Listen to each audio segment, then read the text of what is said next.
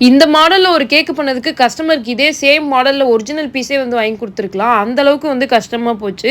நல்லா ஸ்டார்ட்டிங்லாம் வந்து நல்லா தான் வந்துட்டு, இந்த மாரி நம்ம பண்ணதில்லையே அப்படின்னு சொல்லிட்டு ஜாலியா தான் வந்து ஆரம்பிச்சேனே. ஆனா ஐய்யயோ! முடிக்கிறதுக்குள்ளயே என் மூஞ்சில வந்து ஓடல. அந்த அளவுக்கு அவ்ளோ டயர்ட் ஆயிட்டேன் நானு. இந்த கேக் வந்து பண்றதுக்கு வந்து எனக்கு வந்து டோட்டலா வந்து 4 ஹார்ஸ் தான் வந்து டைம் இருந்துச்சு. அந்த 4 ஹார்ஸ்ல வந்துட்டு ஸ்பாஞ்ச் பேக் பண்ணணும், ஐசிங் பண்ணணும், டிசைன் ஒர்க் பண்ணணும், எல்லாமே பண்ணணும். அதனால டயர்ட் ஆயிட்டேனா? இல்லன்னா லாஸ்ட்டா வந்துட்டு இந்த கேக்ல ஒரு ஈயம் பூசுற வேலை மாதிரி ஒரு வேலைய ஒண்ணு பார்த்தேன். அதனால டயர்ட் ஆயிட்டேனான்னு தெரியல.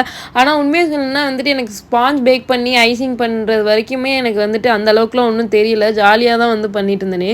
லாஸ்ட்டா வந்துட்டு அந்த டிசைன் ஒர்க் வந்தேன் பாருங்க. அப்பதான் ஐய்யய்யோ! இதுக்கு நம்ம போய் ஒரிஜினல் பீஸ் வாங்கி குடுத்துடலாம் போல அப்படின்னு நினைச்சேன். ஆனா அதுக்கும் வாய்ப்பு இல்ல. என்னதான் குட்டிக்கரண அடிச்சு, கும்பகரண அடிச்சாலும் வாய்ப்பே இல்ல இந்த ஜென்மத்துல. இதெல்லாம் கூட பரவால்ல. அந்த கஸ்டமர் வந்து இதே மாதிரி வந்து பிரமிட் ஷேப்ல கேட்டாங்க. கீழ 2 மேல 1 வைக்க சொன்னாங்க. அப்ப நான் சொன்னேன், "இல்ல அது கஷ்டம். இப்ப டைமும் இல்ல" அப்படின்னு. "என்ன கஷ்டம்? 2, 3 இது தானே அப்படியே சும்மா பண்ணி அப்படியே வச்சு விடுங்க" அப்படின்னாங்க. இங்க 1க்கே வந்து நாக்கு தள்ளி போச்சு. என்னால சுத்தமா முடியல.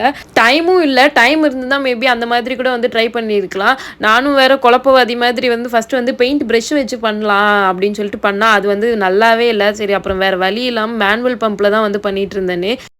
எப்படியோ ஒரு வழியா கேக்கையும் வந்து கம்ப்ளீட் பண்ணிட்டேன். இந்த கேக் பிடிச்சிருந்துச்சுன்னா மறக்காம எல்லோ ஆட் கமெண்ட் பண்ணுங்க. பை.